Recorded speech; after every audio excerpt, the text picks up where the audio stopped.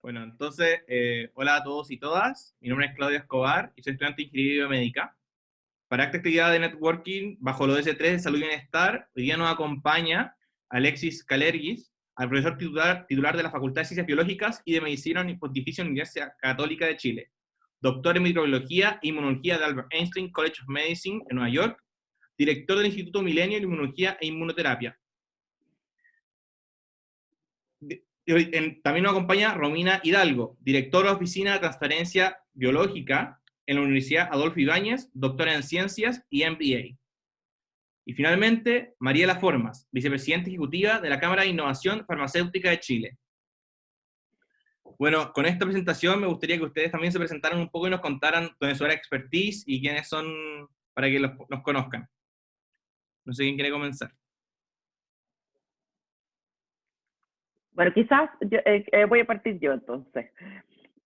Bueno, yo soy Mariela Formas, soy economista de la Católica también.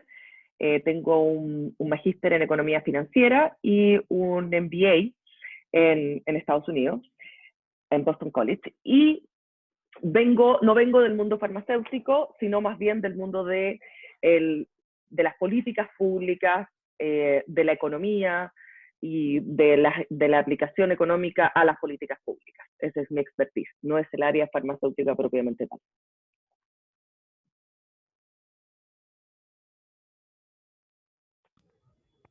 Bueno, sigo yo entonces. Como comentaba Claudio, soy la directora de la Oficina de Transferencia Tecnológica de la Universidad Adolfo Ibáñez. He trabajado los últimos, bueno, casi toda mi carrera, 10 años, en temas de transferencia tecnológica. Esto es vincular la academia, o mejor dicho, los que generan conocimiento, con el sector productivo para que finalmente ese conocimiento tenga mayor impacto en el bienestar de las personas. Así que por eso mismo me he formado en ciencias, tengo un doctorado en aspectos legales, como es principalmente propiedad intelectual, negociación de contratos, y en negocios, que por eso tengo un MBA. Y tengo la suerte de haber trabajado en gobierno, en universidades y en empresas. Trabajé en Pfizer. Así que eso también me permite poder conversar con los interlocutores y entender sus diferentes idiomas.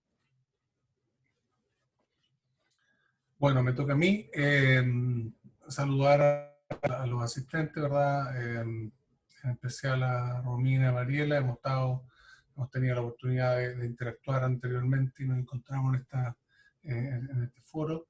Agradecer a Claudio por la organización y la invitación. Bueno, yo soy académico del UC, mi foco principalmente en la investigación y también la formación, generar conocimiento y también formación de jóvenes científicos y científicas. Mi área en particular tiene que ver con la respuesta inmune en diferentes aspectos. Bueno, hoy en día estamos dedicando nuestros esfuerzos principalmente a la pandemia. Creemos que las universidades, la Católica y varias, diría prácticamente todas las universidades en Chile, han trabajado de manera asociativa en diferentes aspectos. A nosotros nos ha correspondido enfocarnos principalmente en vacunas. Entonces, tenemos un desarrollo local nuestro de una vacuna y al mismo tiempo estamos colaborando con estudios fase 3 en base a la experiencia previa, estos contactos que hemos establecido anteriormente. Creo que este tipo de instancias son muy importantes, así que felicitarlos por la iniciativa.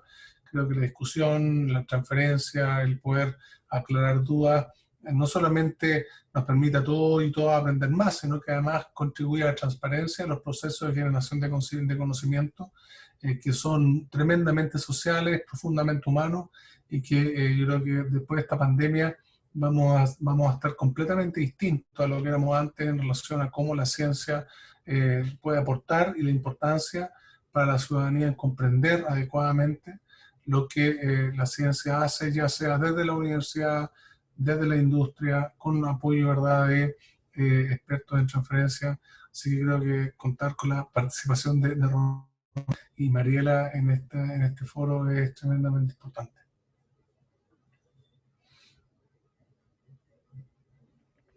Bueno, muchas gracias. Con esto ya podemos dar inicio a las primeras preguntas que tenemos. empezaremos un poco por lo más obvio, que todos sabemos que estamos en medio de una pandemia mundial, y sin embargo, países como Australia tienen muy bajas tasas de contagio en comparación con Chile. ¿Es el control de una pandemia solamente un aspecto inmunológico o es más bien un tema de políticas públicas? Y con esto, ¿el problema principal fue que el gobierno no escuchó a los expertos de salud a tiempo? No sé quién quiere comenzar.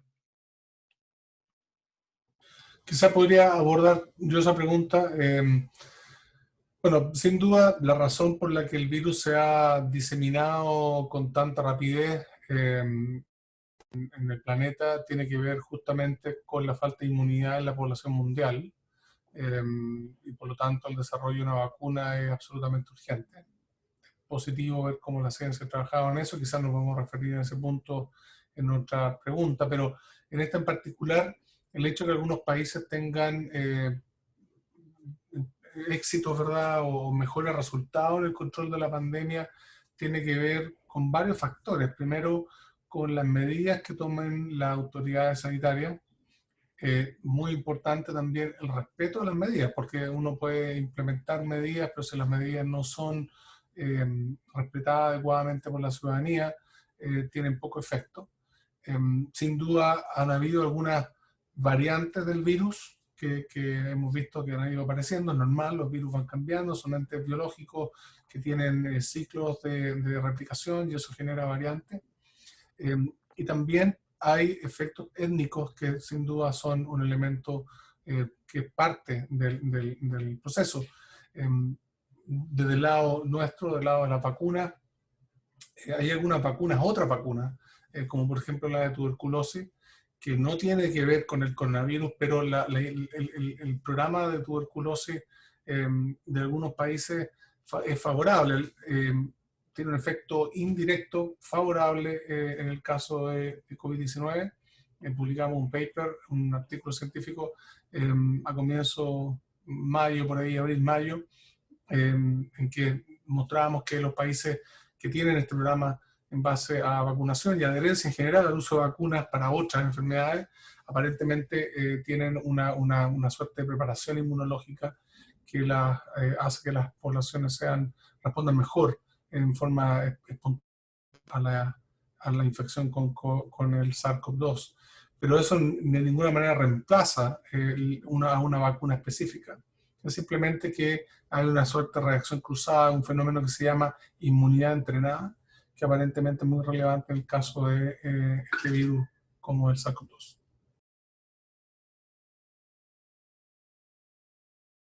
Bueno, muchas gracias. No sé si alguien quiere sumarse a las palabras. Y les recuerdo No, que ustedes pueden participar también el público, haciendo preguntas por el chat o también aportando, levantando la mano, como ustedes prefieran. yo solo quería agregar que estamos frente a un problema adaptativo, ¿no? No es un problema técnico, entonces por supuesto que los aspectos inmunológicos son centrales, pero bueno, ya igual mencionó Alexis esto de uno puede tener políticas públicas, pero además tiene que haber adherencia a las políticas públicas, y las propias características de las ciudades, de cómo es la densidad poblacional, de los movimientos, la educación de las personas, cómo son sus dinámicas de grupo, de movimiento, o sea, todo afecta finalmente. Entonces, cuidado con reducir el problema a unas pocas variables, cuando hay muchísimas y muchísimas que desconocemos. Por supuesto que la inmunológica es clave. Y la segunda pregunta era ligada con esta, ¿no? El problema principal fue que el gobierno no escuchó a los expertos de salud a tiempo. Bueno, tal vez eso puede haber sido, y ahí tal vez Alexis o Mariela tengan más que aportar, pero yo creo que definitivamente como un problema adaptativo, hay muchos expertos que tienen cosas que decir al respecto y que van a la solución del problema. Sí, yo solamente agregar, la verdad coincido con ambos, y esto es una pandemia que nadie estaba preparado, y ciertamente aquí surgen los hechos. Evidentemente uno puede hacer análisis de cuál fue las evidencias empíricas más exitosas, pero en el momento de la pandemia no había una bala de plata, ni una política pública, ni una regla a seguir determinadas. Si bien tuvimos la suerte un poco en Latinoamérica de estar 2 o 3 meses desfasados de Europa, son poblaciones, como dice Romina, con dinámicas distintas, ciudades con distintas configuraciones. No era una situación fácil de abordar. Entonces, si bien hoy día uno puede ver que de la experiencia puede sacar que las políticas públicas tienen que ser efectivas, los mensajes tienen que ser asertivos para que la población efectivamente pueda adherir a estas políticas públicas con confianza. Esas son conclusiones de experiencias que hoy día podemos sacar para quizás una segunda ola y establecer estrategias que puedan disminuir las brechas de contagio, pero en su momento era muy compleja la situación. Yo no me atrevería a responder que es un tema de política pública mal enfocada, creo que hoy día podemos mirar con bastante más evidencia empírica para poder ser más asertivos hacia el futuro.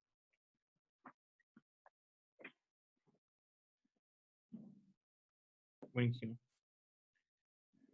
Ahora, siguiendo la segunda pregunta, dada que existe la OMS y existe un alto cuestionamiento también públicamente a la OMS, ¿cómo se puede mejorar el desarrollo de vacunas, medicamentos y dispositivos médicos a nivel mundial, considerando en todo momento la cooperación internacional? Si quieren parto yo ahora, vamos haciendo la ronda aleatoria. Sí. Mira, respecto de eso, efectivamente la colaboración, yo creo que esto es lo que ha marcado icónicamente esta pandemia, el desarrollo acelerado tanto de tratamientos como vacuna para COVID, efectivamente ha sido la colaboración. Sin embargo, el desarrollo estratégico de investigación farmacéutica, el hecho de tener un entorno favorable hacia la innovación, especialmente para innovación farmacéutica que es de alta inversión, que es de muchísima especialización, se requiere un entorno tanto de política pública, legislativo, de emprendimiento y una vinculación entre la academia y la industria muy potente. Y potenciar esa vinculación industria, academia, gobierno requiere de políticas públicas de largo plazo y no de corto plazo, porque son temas que no van a tener, no vas a ver los resultados en 2, 3 ni 5 años, son temas que tú ves los resultados en 15, 20 años. Entonces, hoy día quizás estamos en una posición muy relevante y en un punto de quiebre para poder mirar hacia la política pública y mejorar el entorno y la innovación y la colaboración entre estos tres entes diferentes y poder impulsar políticas más de largo plazo y no tan cortoplacistas como las que han existido hasta hoy día. Bueno, yo no puedo estar más de acuerdo con Mariela. Hablando desde la transferencia, también creo que lo que está poniendo en evidencia lo que está ocurriendo es no solamente que obviamente estos son trabajos de largo plazo, sino que cuando hablamos de innovación deberíamos estar midiendo el impacto más que la rentabilidad económica que esto genera. Especialmente en el rubro farmacéutico, que la tasa de éxito es tan baja, las inversiones son tan grandes y los desarrollos son largos, o sea, realmente es la peor área o la más difícil de transferir, la más difícil de colaborar academia-industria. Entonces, si no hay un entendimiento de cómo se puede lograr ese impacto, que no es de un día para otro, que no es que de un día para otro tenemos la capacidad instalada para hacer innovación en un país, porque no alcanza con tener académicos de renombre como lo tenemos acá el doctor Kalergis. Kalergis necesita más apoyo, necesita proveedores que estén a la altura de las circunstancias, proveedores desde el courier que manda la muestra, o sea, hasta eso. O sea, para que el doctor Kalergis pueda avanzar con su innovación, necesita una infraestructura alrededor para que eso sea posible. Si no, realmente es como luchar con los molinos de viento. Entonces, estoy muy de acuerdo con lo que dice Mariela, y me parece que esto creo que el país, Chile, ha hecho unos esfuerzos enormes por instalar el tema de la transferencia tecnológica, realmente ha estado muy preocupado en eso desde hace unos años, pero no sé si se está realmente evaluando y midiendo en pos de el impacto en las personas, sino que más bien se están buscando KPIs demasiado cortoplacistas para mi gusto. Sí, yo estoy totalmente de acuerdo con lo que han planteado Romina y Mariela. Quizás solamente complementar con que hay un cuarto y una cuarta aspa de esta hélice, que es la ciudadanía. Es cierto el rol de la industria, la academia, el Estado, el gobierno, ¿verdad? Y la ciudadanía. Hemos visto cómo el interés, el, el- el- el escrutinio ciudadano es cada vez más evidente y más eh, entonces hemos, por ejemplo, eh, recibido, ¿verdad?, señales fuertes en caso de, por ejemplo, Estados Unidos, un estudio que mostró que la potencial adhesión a una o varias vacunas para el COVID-19 se fundamenta principalmente en la confianza y que tenga la ciudadanía de sus científicos y científicas.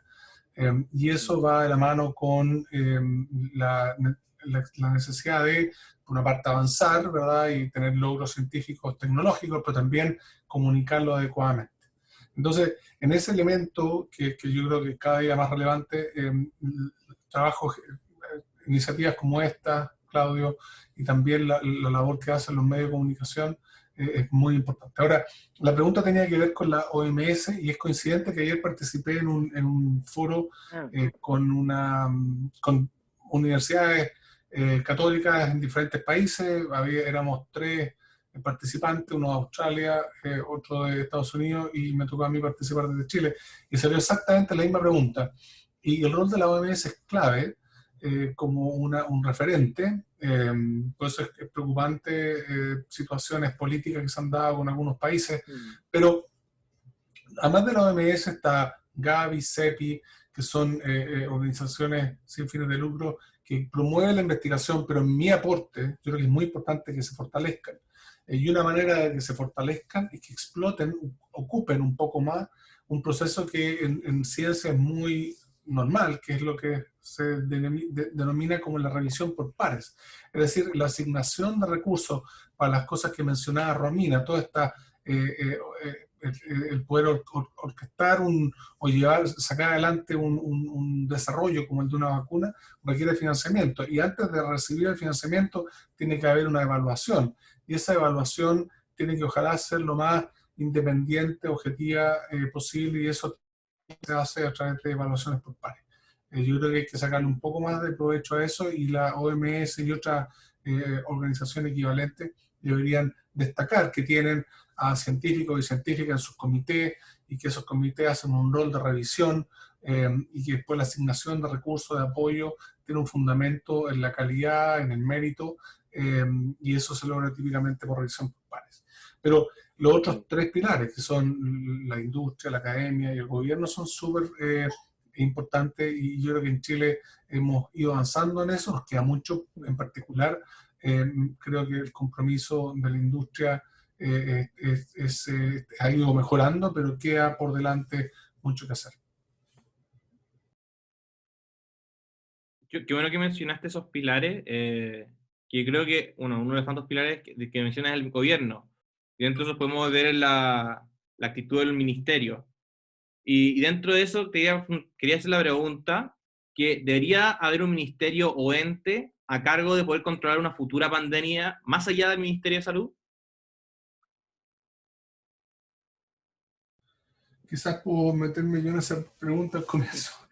Bueno, en esta pandemia hemos visto una labor eh, bien compleja desde el punto de vista de la organización, compleja en el sentido positivo de la complejidad, en que el Ministerio de Salud ha trabajado con el de Ciencia y el de Relaciones Exteriores.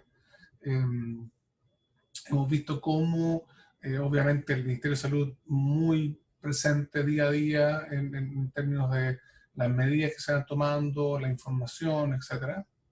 Más allá de que errores se cometen, y es bueno, en fondo, darnos cuenta de los errores, porque así uno mejora.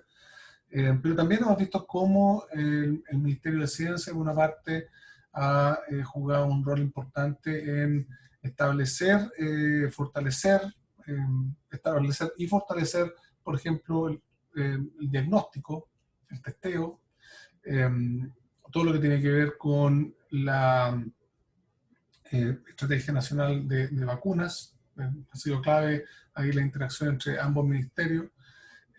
Y sumar también a las relaciones exteriores, porque la ciencia, la pandemia requiere una solución científica, ¿verdad? Y la solución científica se puede traducir en una política de salud, medidas de salud, ¿verdad? Se puede traducir en una vacuna, se puede traducir en método de diagnóstico. Entonces, en todos esos elementos, con todas esas posibles soluciones, no estamos solos, estamos conectados con un fenómeno mundial. Y lo que a mí me gusta catalogar o denominar como diplomacia científica es muy importante.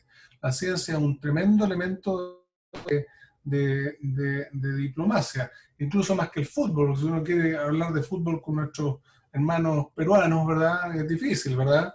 O con Argentina. Pero si hablamos de ciencia, normalmente la ciencia permite tender puentes y permite derribar barreras. Entonces, el Ministerio de Relaciones Exteriores ha hecho un trabajo interesante en el sentido de vincular las capacidades científicas chilenas con otros países y también vincular la industria, ¿verdad?, chilena con la industria de otros países, porque este fenómeno del desarrollo de una vacuna tiene elementos científicos y también tiene elementos industriales. Entonces, yo diría que ha ocurrido eso, Claudio. Yo creo que ha habido ya un rol, han destacado, yo creo que sin duda, Ministerio de Salud principalmente, pero estos otros dos ministerios, Relaciones Exteriores y el de Ciencia, yo creo que han estado bien presentes en la discusión y en los aportes. Obviamente los otros ministerios, no entiendo, han hecho todo lo que tiene que ver el trabajo, ¿verdad? Ha sido un factor importante, el Ministerio de Economía, pero si uno, la educación, ni hablar, ¿verdad? Imagínate el Ministerio de Educación, todo lo que ha tenido que abordar. Pero si uno hace específicamente el problema del virus que causa la pandemia, ¿verdad? Yo diría, y en buscar soluciones específicas para resolver la enfermedad, yo creo que ha habido ya un trabajo interministerial bien importante. Ahora, los impactos que tiene la pandemia, que tocan la economía, el trabajo, la educación, hemos visto que los otros ministerios también se han involucrado. Bueno, si continúo yo contestando la misma pregunta, coincido totalmente con Alexis, y la pandemia son problemas multisistémicos, por lo tanto creo que la colaboración interministerial es mucho más relevante que tener un ministerio específico que resuelva X situaciones, porque nunca vas a tener las competencias dentro de un ministerio específico como lo tienes cuando tienes una coordinación interministerial mucho más potente, porque estos son problemas multisistémicos. Por lo tanto, yo creería que fortalecer las relaciones interministeriales es mucho más relevante para abordar futuros temas de pandemia que un ministerio específico en sí. Un poco emulando lo que es la innovación o lo que es la equidad de género. Son problemas multisistémicos al interior de una empresa, por ejemplo. Por lo tanto, tener específico una unidad dedicada a eso te aísla el problema y tú crees que hay soluciones, pero la verdad que la coordinación entre las múltiples unidades es mucho mejor que una cosa específica. Sí, no, totalmente de acuerdo, porque incluso, digamos, si buscáramos modelos de gestión, la eficiencia la solemos encontrar en empresas en general, y las empresas justamente tienen estructuras matriciales últimamente, o sea, los nuevos, ni siquiera nuevos modelos, hace décadas que los tenemos. Y es así como se resuelven estos temas multifactoriales, que al final del día todos los temas son multifactoriales, y hay que tener esta comunicación súper fluida. Me imagino que dentro de un gobierno esto es súper complicado, pero creo que hacia allá deberíamos ir. Crear un ministerio nuevo, algo así me parece una locura, o sea, eso es sumarle más burocracia nomás. Pero ir a que haya más comunicación, más intercambio de personas incluso, tal vez estructuras móviles, temporales, o sea, pero que sean en una dinámica matricial, creo que debería ir hacia ahí, porque si bien, o sea, estoy de acuerdo que el virus se resuelve de manera científica, lo cierto es que para la adherencia y todo lo que va pasando en el medio afecta a las personas en todas sus dimensiones, y incluso a la misma salud. Estamos viendo consecuencias en salud mental también, estamos viendo consecuencias en la no atención o el no diagnóstico preventivo de otras patologías. Entonces, realmente esto va a seguir teniendo consecuencias que ni imaginamos, yo creo. Así que tal cual, el abordaje tiene que ser así. Tengo una pregunta sobre, justo respecto al tema de los ministerios, las políticas públicas que mencionaron ahí. Tal vez se puede abordar un poco sobre por el área de tecnologías médicas y un poco farmacéuticas, que es sobre cómo se puede abordar desde las políticas públicas y bueno, a través de unas relaciones interministeriales, un país post pandemia. Claramente las cosas pueden cambiar un poco respecto a la situación. ¿Cómo de su expertise pueden ver que tal vez cosas que se pueden cambiar, se pueden aplicar dentro del gobierno?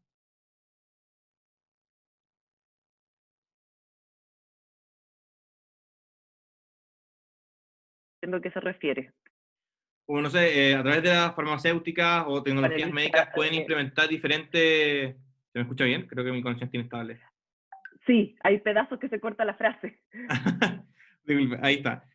Ahora sí, Sí, ahora ya. sí.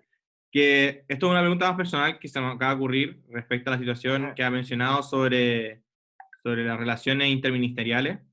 Es que cómo a través de sus áreas creen que se pueden aplicar diferentes políticas públicas para atacar un sistema de un país post pandemia, ya que muchas cosas van a tener que cambiar, como ya sean más superficiales como el tema de la mascarilla o no sé, dar alcohol gel en todas partes, pero tal vez como hay cosas más estructurales que ustedes puedan ver de su área que se pueden aplicar dentro de las políticas públicas.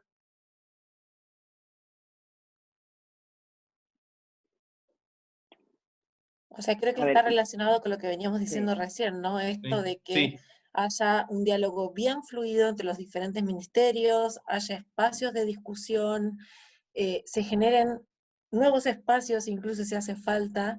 Creo que eso es, no, no sé si también estoy entendiendo la pregunta. Yo quizás complementar que la decisión de políticas no puede estar solamente en manos del gobierno. Yo creo que por muy amplio que sea el gobierno, sin duda van a haber capacidades, eh, experticias en otros actores de la ciudadanía, de la sociedad. Entonces, yo creo que el gobierno debe ir creando comités ad hoc, ¿verdad?, que sean capaces de ir aportando ideas, proyectos que conduzcan finalmente a la toma de medidas, al desarrollo de tecnología. Por ejemplo, lo que ocurrió con vacunas, o sea, el empuje que hubo desde las universidades hizo que finalmente el gobierno tempranamente iniciara un plan nacional en el tema. Entonces, yo creo que la mesa social, esa estructura que se definió, que no es ministerial, pero en que participan ministerios, pero además participan alcaldes, universidades, el colegio médico, es una estructura también que ha sido muy importante para abordar esta pandemia. Entonces, al final la estamos pasando mal todos y todas, y yo creo que un gobierno que escucha, ¿verdad?, que incorpora opiniones, sin duda tiene más posibilidades de éxito que uno que no lo hace. Entonces, yo creo que en general eso ha ido ocurriendo en Chile. Eh, y un punto que quisiera volver a tocar, es decir, de alguna manera mejorar las estrategias de comunicación y de transferencia de las decisiones a la ciudadanía, a fin de que haya esa cuota de confianza y adherencia a esas medidas, porque si no pueden ser geniales las medidas, pero si nadie cree en ellas, no sirven de mucho.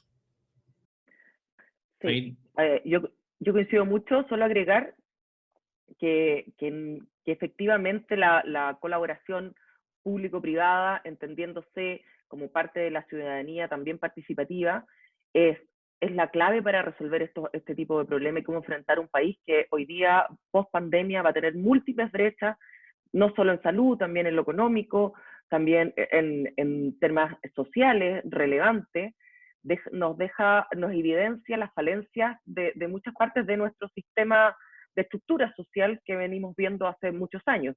Y en ese sentido creo que parte de la estructura de la mesa de gobierno, que no sucedió en vacunas, porque que sí se incorporó, es que el sector privado de la industria no ha sido muy parte, a excepción de enfrentar la problemática económica y el tema de vacunas. Efectivamente se hizo una colaboración público-privada involucrando la industria, la academia, el gobierno. Creo que en la mesa social hace falta también involucrar en el sector privado, porque tiene un doble propósito. No solo son el motor de la economía, sino también hay que abrirle los ojos también al sector privado de cómo deben colaborar con las problemáticas sociales que hoy día tenemos en nuestro país y cómo colaboramos con el gobierno. Yo creo que eso y que finalmente los impactos de la industria no solo son la última línea, también son sociales, también son parte del rol social de todo del sector privado. Y creo que eso ha faltado. Sí, en eso coincido con ambos, Alexis y Mariela, y mi reflexión es, puede ser que todos los actores no somos del todo conscientes de nuestro rol relevante en esto, y, y lo relaciono con lo que decía Mariela, esto del rol de las empresas justamente en el impacto social, pero también con lo que decía Alexis, esto de la comunicación. Para mí ha sido alarmante cómo muchos medios de comunicación hacían eco de noticias, incluso traduciéndolas mal, infundiendo falsas esperanzas o alarmas hacia una población que lamentablemente no tiene un nivel de educación necesariamente alto para tener un pensamiento crítico y comparar fuentes de información, o bien es lo único que les llega finalmente. Entonces creo que ahí hay una responsabilidad enorme que al final impacta en que las diferentes medidas que se tomen tengan la legitimidad de la población no las entiende, entonces finalmente la población termina comprando dióxido de cloro y tomando cualquier porquería, en lugar de estar escuchando a los que saben. O sea, es súper alarmante porque es muchísima gente. Tal vez nosotros que estamos en este ambiente no escuchamos tantos ecos de eso, ¿no? Uno suele tener, lamentablemente, digamos, este sesgo de pertenecer a un nicho y uno le llega más noticias de ese nicho. Pero lo cierto es que la población en general le está llegando de manera igual o incluso en menor medida la información de buena calidad que aquella que es de mala calidad o que está incluso malintencionada. Entonces ahí hay un rol súper, súper relevante, que yo creo que podría impactar finalmente en que la población legitime o no una medida de gobierno. Ahí tiene una pregunta de Micaela que levantó la mano, si la quiere hacer por micrófono. Sí, hola a los tres. Les quería hacer una pregunta, ya que hablaron del tema de la conexión como del sector privado con la industria, como cuando trabajamos más el tema de las universidades, que somos como la mayoría de los estudiantes acá, como desde su perspectiva de lo que han también trabajado cada uno en sus áreas, como ¿cuál creen que es el rol como principal que tiene este vínculo entre las universidades o la academia en sí con la industria al final?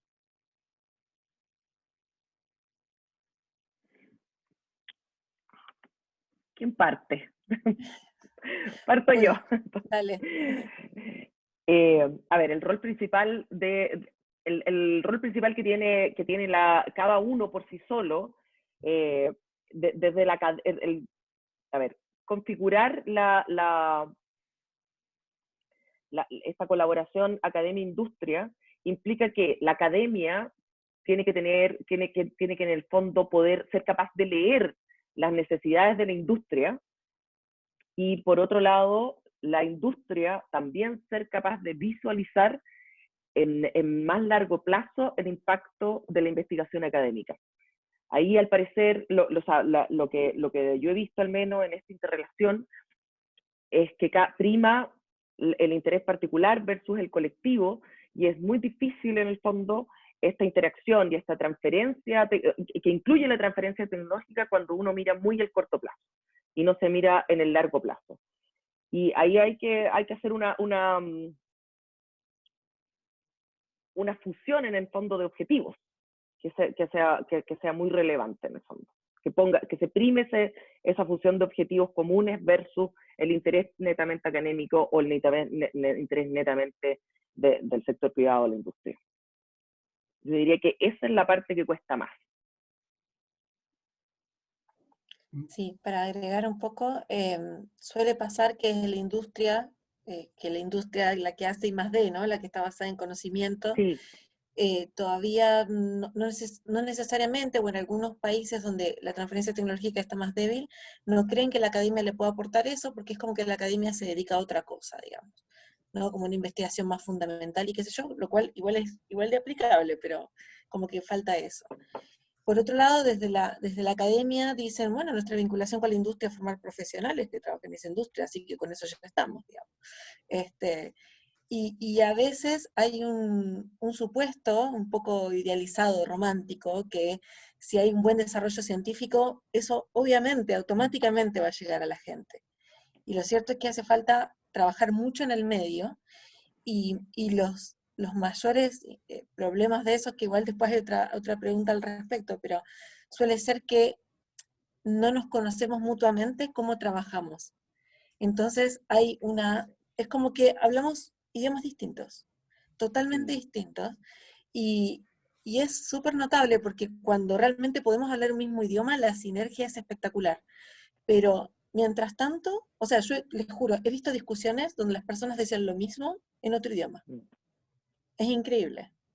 Entonces el rol de esta vinculación es justamente potenciar que este conocimiento que se genera en la universidad, como parte de las misiones de la universidad, no solamente formar profesionales íntegros, sino también el conocimiento que se genera en la academia, que tenga un impacto en la vida de las personas, al corto y a largo plazo. Hay diferentes maneras de vincular academia e industria. Antes de que Alexis ponga su opinión, yo quisiera solamente agregar que en este, tal como dice Romina, el tema del idioma es muy relevante, pero también la visibilidad, la interacción. Muchas veces lo que sucede es que la visibilidad que tiene una investigación científica académica no llega a las empresas, no llega a los tomadores de decisión de inversión. Y eso es un rol que falta en el fondo también en Chile, que puede ser un rol que debería tomar un poco más la academia con los gremios, quizás con instancias que deberían crearse más de coordinación para darle visibilidad a las investigaciones para que tengan impacto también en la industria. Bueno, estoy en general en acuerdo con lo que plantean Mariela, pero quizás quisiera referirme a algo un poco distinto, o quizás va a ser lo que dijo Romina, lo mismo pero con palabras distintas, puede ser también. Agradecer a Micaela la pregunta, porque en realidad es una pregunta bien importante en el sentido de que la universidad o los centros de investigación, el foco central es la generación de conocimiento que no existía antes y también formación de personas. Y algunos de esos resultados que nacen de la formación de personas en el proceso de ir creando nuevo conocimiento, algunos de esos resultados podrían ser soluciones para problemas que enfrenta la sociedad y la industria. Entonces la universidad llega a un punto en que innovó, generó este resultado científico que se traduce en una tecnología que mejora la calidad de la vida de la sociedad, pero no es el rubro de la universidad, por ejemplo, específicamente en mi área, fabricar vacunas, ¿verdad? No es el rubro de la universidad, nunca lo va a hacer. Entonces ahí es donde viene la industria, ¿verdad? Donde principalmente el foco de la industria son procesos obviamente hay capacidades de formar personas, también la industria puede crear, pero no es su foco, ¿verdad? Hay mucha creación, innovación en la industria, también hay mucha formación de personas en la industria, pero no es el foco, ¿verdad? El foco de la industria es básicamente generar productos que de alguna manera lleguen a la sociedad, resuelvan problemas, servicios, etcétera, que la sociedad requiere. Pero ese proceso de proveer a la sociedad con productos o servicios requiere innovación, requiere ojalá nuevo conocimiento. Y ahí es donde se encuentran los mundos, ¿verdad? Porque entonces a mí me encanta, esto lo aprendí de la directora de transferencia tecnológica de Rockefeller, donde tuve la oportunidad de hacer un postdoctorado. Es genial porque uno mira cómo somos muy distintos, academia e industria, pero hay un área específica donde convivimos y tenemos la misma.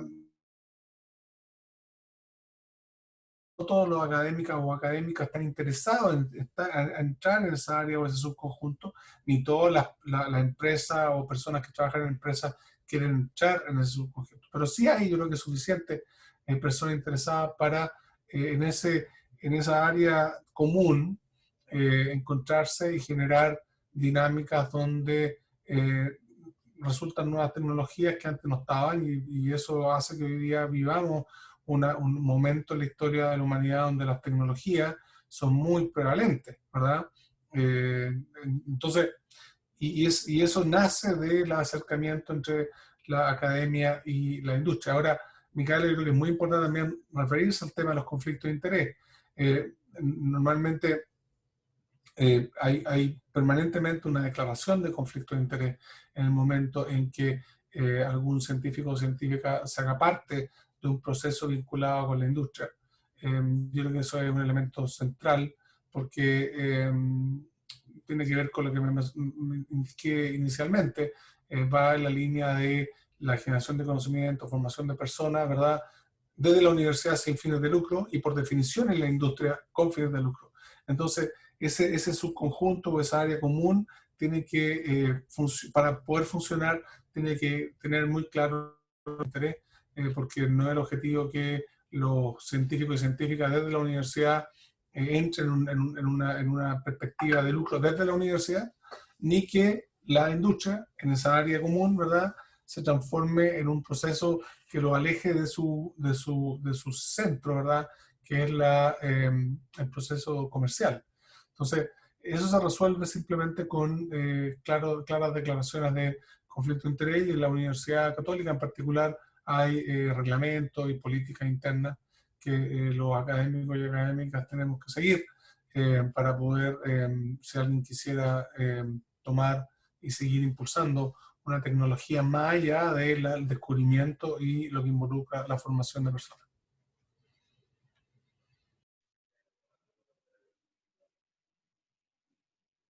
Muchas gracias por la pregunta, muchas gracias por la respuesta también. Y yo ¿Yo diría... puedo hacer preguntas, Claudio?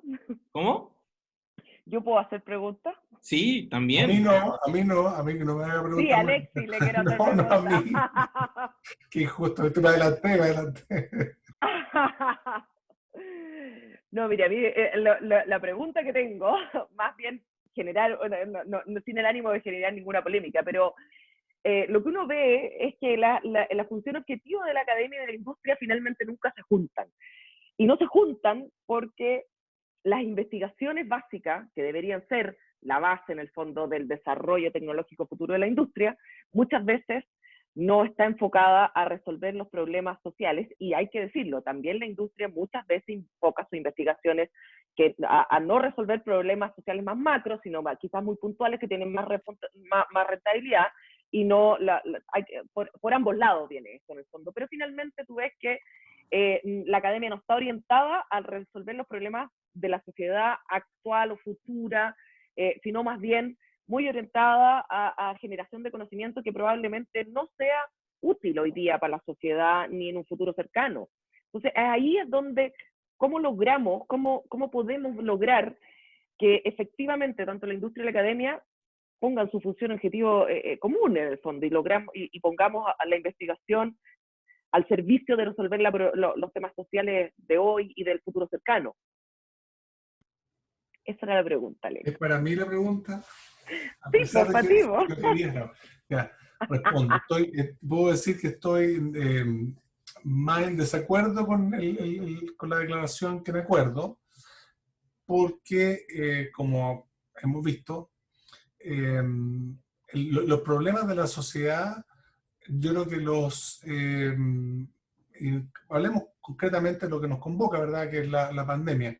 Obvio. El problema de la pandemia que son múltiples, como decía Romina y también Mariela, hemos visto cómo las universidades se han hecho cargo de los problemas. O sea, decir que las universidades no están interesadas o la academia no está interesada en resolver problemas, yo creo que lo que hemos visto en la pandemia ha sido distinto. Hemos visto que estamos en eso. Y tú misma dijiste que en la mesa Sí, sí, social se echaba de menos la participación de la industria, y en eso estoy sí, no, totalmente no, de yo acuerdo. Totalmente totalmente de de acuerdo. acuerdo, Alexi. Para el tema COVID hemos estado súper interrelacionados bajo el mismo objetivo. En la pandemia no, pero veamos un poco más allá, po. Ya, Otras pero en el problemáticas que fondo, no son la pero pandemia, claro, lo que pasa es que para uno, extrapolar esta experiencia. en el fondo, para generalizar, ¿verdad? Quería partir refiriéndome a la pandemia porque es un ejemplo bien específico y digamos, actual. Eh, lo cierto es que en una universidad cualquiera, y eso pasa acá en Chile, pasa en otras universidades latinoamericanas y también en Estados Unidos y Europa y en Asia, eh, resulta que un porcentaje menor de los científicos académicos, académicas, tienen intereses en ir a la aplicación del conocimiento. Un porcentaje más o menos cercano, no sé, por 15%, en algunos casos, quizás menos. Y mucho, y la mayoría, y me incluyo en ese grupo también, tenemos interés en el conocimiento que tú defines como básico o fundamental. Pero existe en las semillas, existe ese, entre comillas, bichito, ¿verdad? En muchas personas que se encuentran el partner, ¿verdad? El colaborador correcto en el mundo industrial, empresarial, pueden ingresar en ese círculo virtuoso donde el conocimiento, la innovación se transforma finalmente en un producto de transferencia. Y me siento en sentido afortunado de haber sido parte de ese proceso. Pero tiene que ver, digo afortunado porque he tenido buenas experiencias. Y creo que varios colegas han tenido buenas experiencias también. Entonces, hay yo diría, una fuente en todas las universidades de científicos y científicas con el interés en la ciencia básica, pero también en eventualmente ver durante su periodo de vida, ¿verdad?, que ese resultado científico contribuyó a resolver un problema. Ahora, podría también ocurrir, y ha ocurrido, hay muchos ejemplos de gente que hace, investigadores que hacen un hallazgo científico, lo publican, ¿verdad?, y 40 años después resulta que ese conocimiento básico fue utilizado para desarrollar una tecnología que probablemente y típicamente la desarrolla otra entidad. Entonces, la ciencia básica, eventualmente, si es ciencia básica de calidad, con datos, ¿verdad?, reproducibles, se puede traducir tarde o temprano en una innovación. Y por lo tanto, yo creo que el secreto está a buscar o encontrar, ¿verdad? Buscar y encontrar esas alianzas que permitan el proceso de llegar con el conocimiento finalmente a la sociedad, más allá del valor en sí mismo que tiene el conocimiento cultural para la sociedad. Pero yo ahí donde creo que está la principal diferencia en nuestro punto de vista. Yo creo que esa área área común, donde conviven los intereses de la industria y la academia, es más grande de lo que uno piensa. Es más grande de lo que uno piensa y tiene mucho que ver a veces con las experiencias personales que uno tiene. ¿Verdad? Yo la veo gigante porque estoy en eso, si bien, no sé, mi foco principal es generar conocimiento y tengo un grupo genial de jóvenes, hay 30 personas que trabajan conmigo, donde están en diferentes etapas, pregrado, doctorado o postdoctorado. Yo ya estoy ahí, entonces para mí es como es tan natural que miro en cualquier dirección y veo a alguien, ya sea en la academia o alguien en la industria o alguien en el gobierno que está interesado en que lo que estamos haciendo sea este dato científico que estamos publicando o estamos patentando se traduzca en una tecnología. Y ahí es donde encuentro los mina, que en el fondo la capacidad de infraestructura y financiamiento en Chile es súper limitada. Y eso dificulta mucho los procesos. Entonces aparece la industria en un poco más de presión, con un poco más de presión de lo que tienen países como, no sé, Francia o Estados Unidos, donde hay herramientas que vinculan a la industria con la academia, con financiamiento bastante más potente. Acá hay, ¿verdad? Y hemos tenido, y estoy muy agradecido del apoyo que hemos tenido, pero sin duda nos queda por delante harto que invertir, tanto privado como público. Bueno, en esto también puedo sumar un poco. A ver, estoy de acuerdo con los dos, aunque parezca como contradictorio, y yo también me he preguntado más de una Eso no vale, oportunidad. Romina, eso No, no pero vale.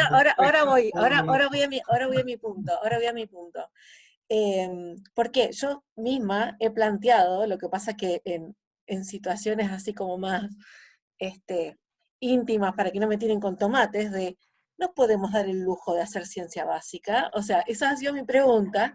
Imaginarás que si la decía delante de Alex me iba a tirar con un matraz enseguida, o lo que tenga a mano.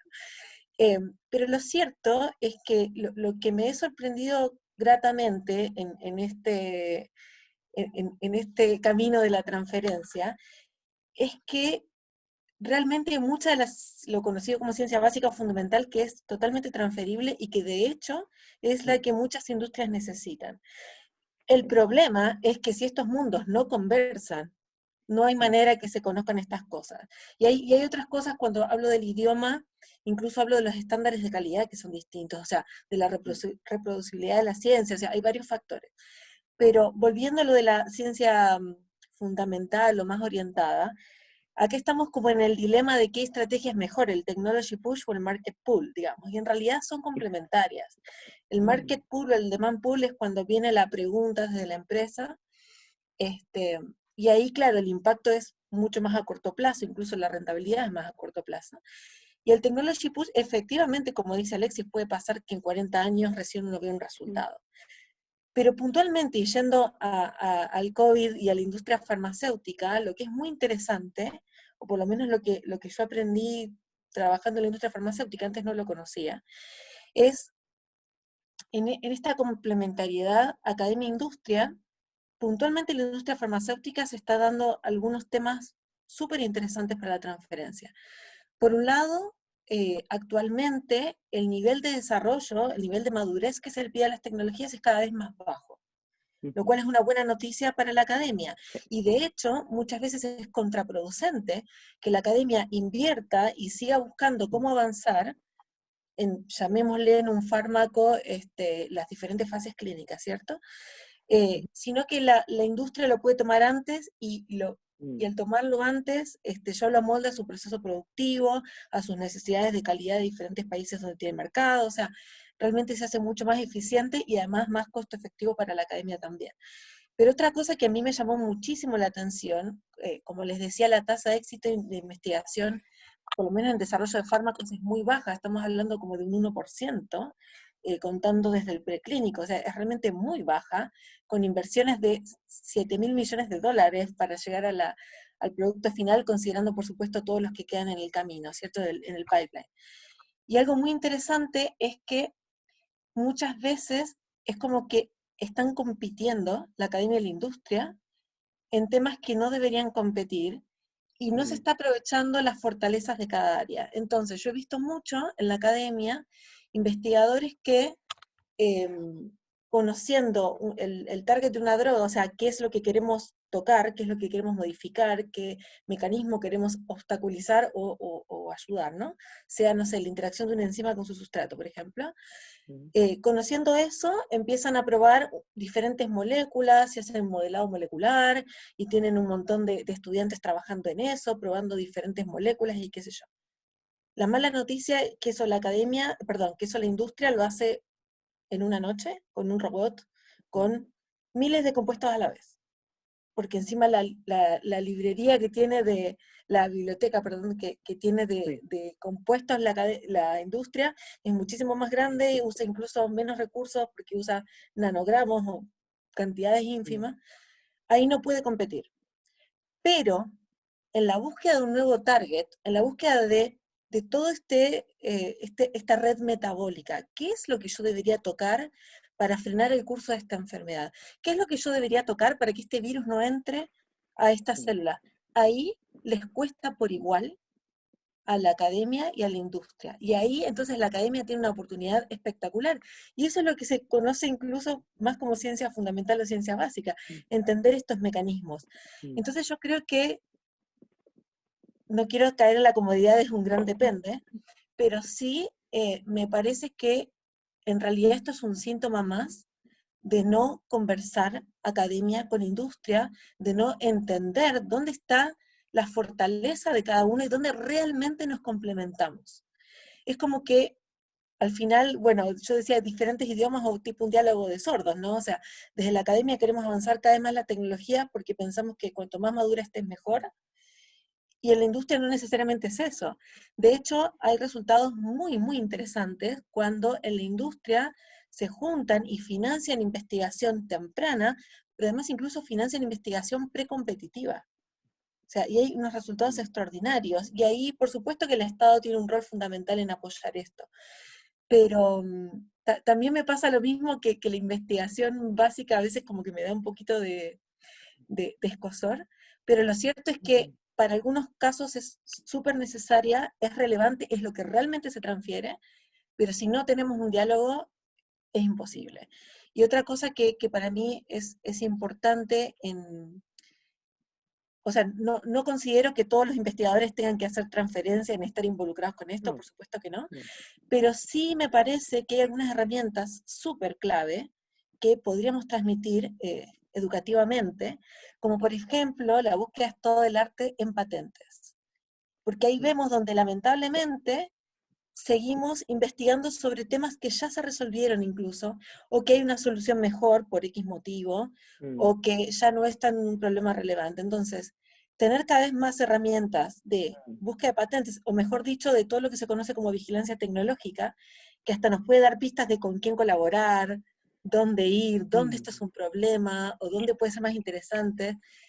Creo que eso, incluso a aquellos investigadores que no les interesa vincularse con la industria y está perfecto, creo que igual se podrían beneficiar muchísimo de ese conocimiento.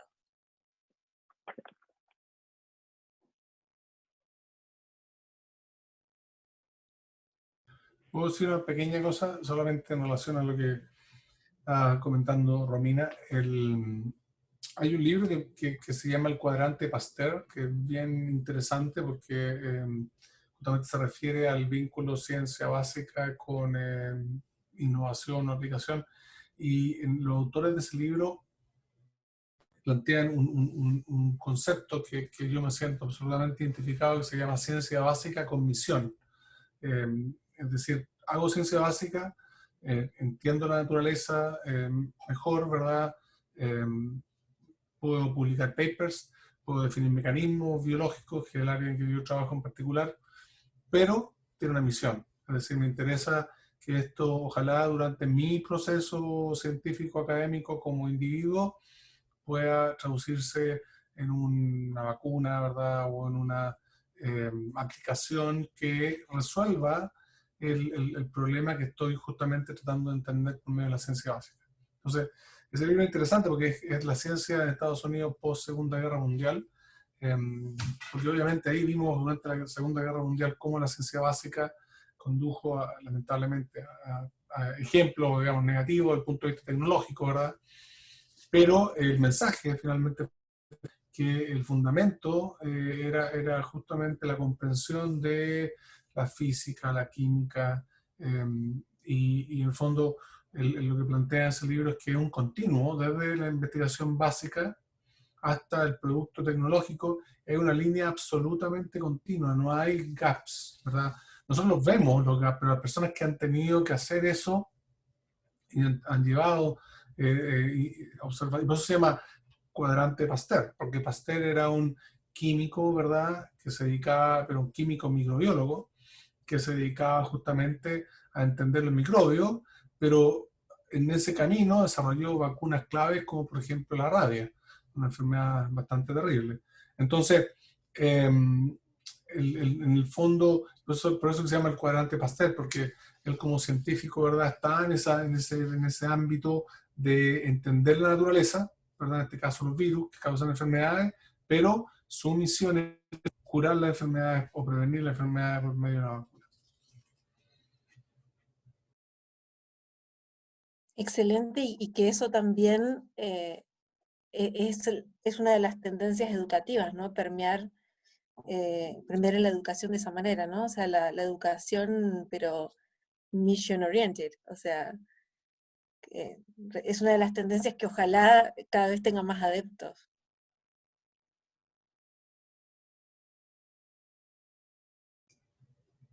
Bueno, alto tema salió con una pregunta. Ahora quiero saltar a otra área que me gustaría considerar, que se relaciona un poco con los remedios, los dispositivos médicos y con la desigualdad. Te digo que hoy en Chile tenemos una alta tasa de desigualdad en tema de distribuciones de los centros médicos y también de los recursos médicos que hemos podido observar. Y quería saber qué análisis ustedes pueden hacer sobre respecto a la relación entre vacuna y medicamentos que existe y la desigualdad en nuestro país, y de estar de acuerdo con esta frase, ¿cómo es que podría solucionarse? Quizás podría responder brevemente, Claudio, me tengo que lamentablemente retirar después de esta Sí. intervención que tengo. Muy breve, en mis clases acá en la universidad siempre planteo que un ejemplo de medicamento, yo creo que la inequidad se ve en todos los medicamentos, los tratamientos oncológicos, antiinflamatorios, etc. Así que están todos los medicamentos la inequidad, y por lo tanto es algo que como país tenemos que abordar y también como humanidad, porque en el fondo es algo que sobrepasa las barreras de los países, de las fronteras.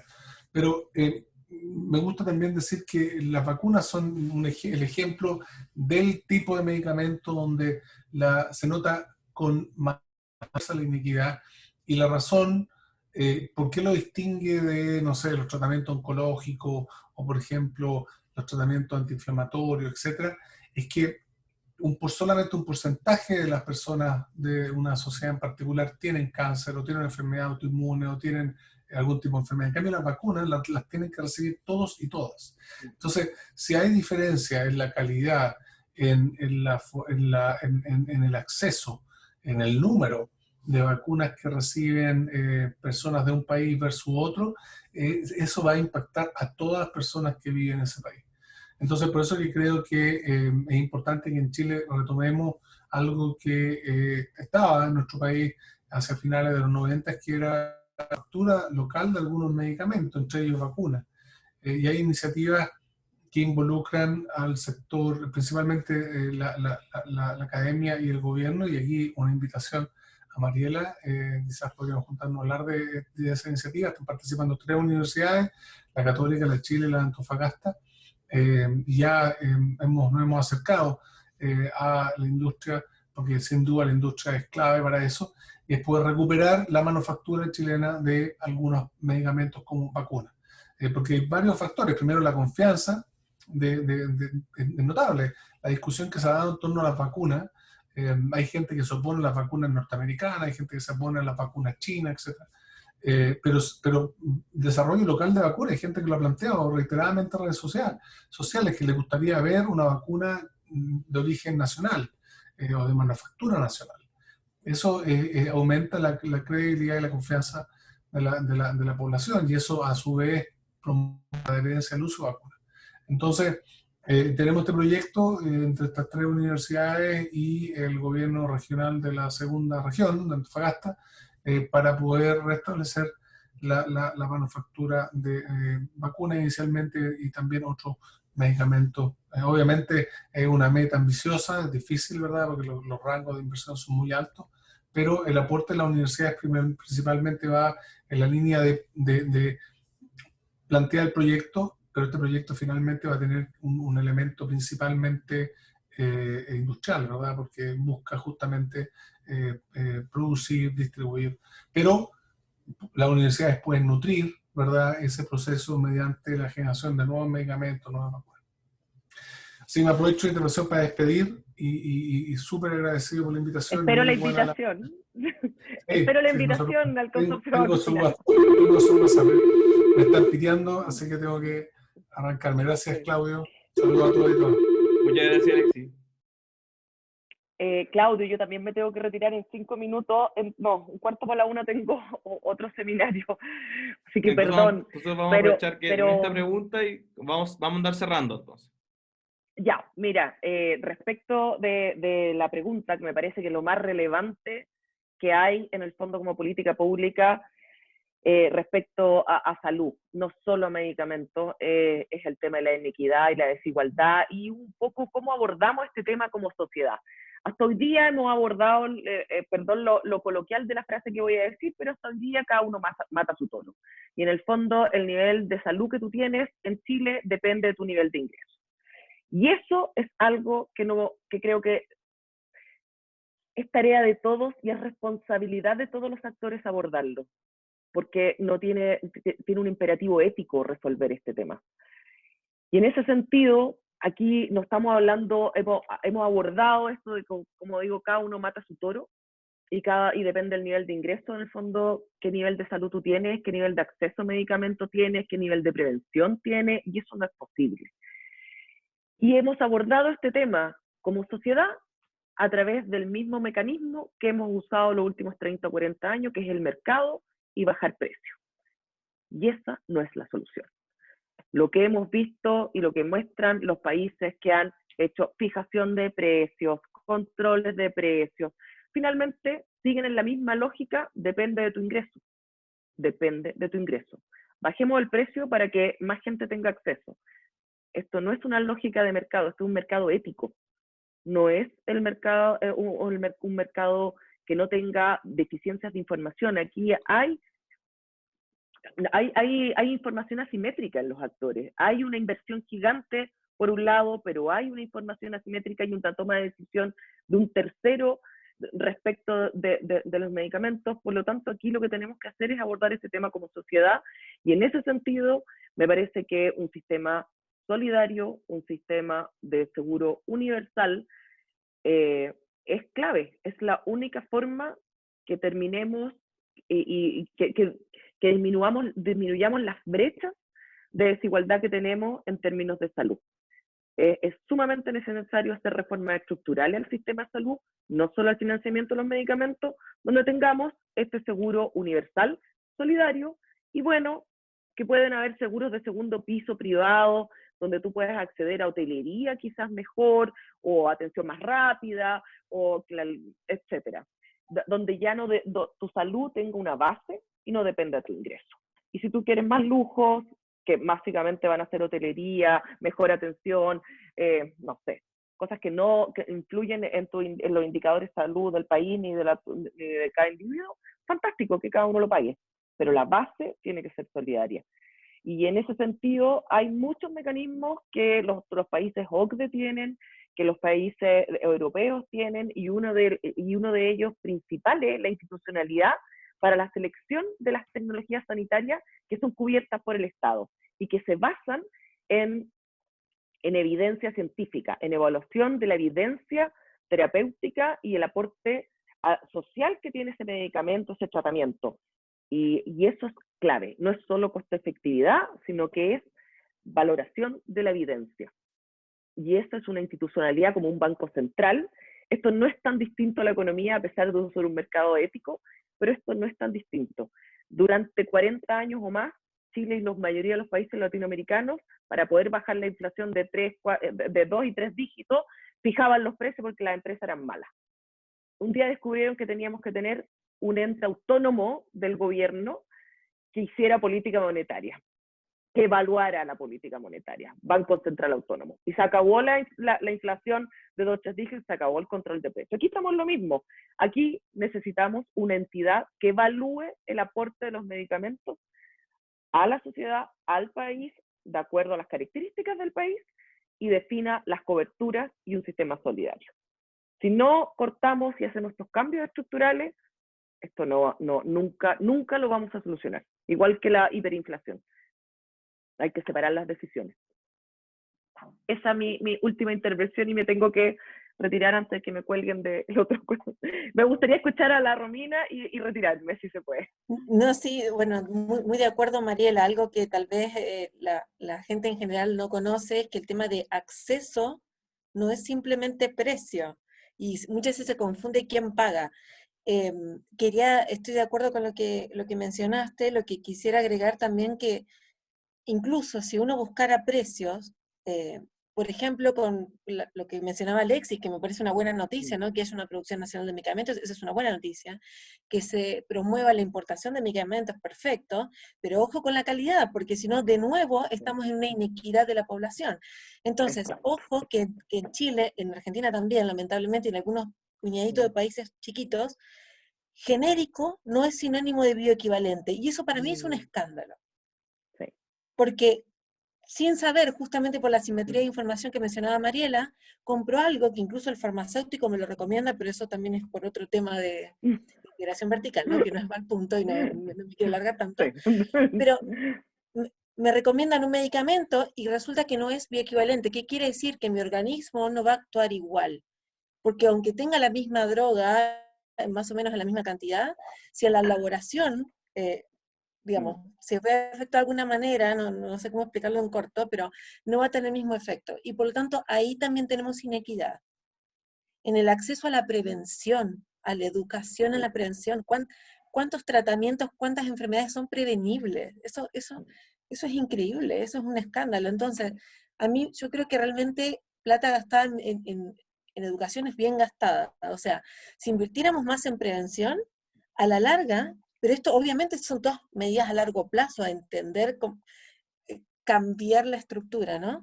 Uno podría decir, bueno, y podemos ahorrar de ahí y lo que queda lo destinamos a tratamiento de mayor costo, que requiera otro tipo de fármacos, otro tipo de tratamiento. Pero realmente sí, es un tema estructural que hay que verlo en su conjunto. El acceso a datos, a información de los pacientes, para poder entender qué está pasando, es súper importante. En muchas patologías se está haciendo un diagnóstico muy tardío, o no tenemos datos para tomar decisiones. Por ejemplo, en qué cáncer habría que poner foco? No sé. ¿Qué datos No tenemos? tenemos registro, No pero hay si no tenemos registro. registro nacional de cáncer, no tenemos registro nacional de enfermedades raras. Entonces, ¿cómo tomar decisiones si nos faltan datos? O sea, esto es empezar desde el principio, digamos. Pero tenemos que empezar en algún momento. Esto es súper, súper importante, y empoderar a la población y que conozca la importancia del autocuidado, la importancia de la prevención, la importancia de por qué sus datos tienen que estar justamente para tomar mejores decisiones, ¿no? Excelente. Muchas gracias a las dos. Bueno, a Alex también, que se fue. Muchas gracias a todos y todas por estar presentes en esta charla, en esta mesa. Y bueno, este es el segundo día del ISEL, así que los dejo invitados a que sigan siguiendo las actividades del ISEL, a las páginas en Instagram, isel-KUC, o a la página web isel.inc.puc.cl, para que estén atentos también a las redes también sociales del CAI, para que estén atentos a las otras charlas y mesas que estamos haciendo. Y muchísimas gracias, de verdad. Si pueden dejar su correo en el chat para que les mandemos después un form de qué les pareció toda esta mesa, y también para que, si quieren contactarse con alguna de las invitadas o invitados, lo pueden hacer para ya seguir preguntando y conversando sobre los temas que les quedan dudas tal vez, o tal vez proponer ideas. Así que muchas gracias, de verdad, y se pasan. Chao, muchas gracias por la invitación. Gracias. Sí, gracias por la invitación. Seguiríamos así. Sí, hay tanto que arreglar. Tal cual. Gracias a todos. Muchas gracias.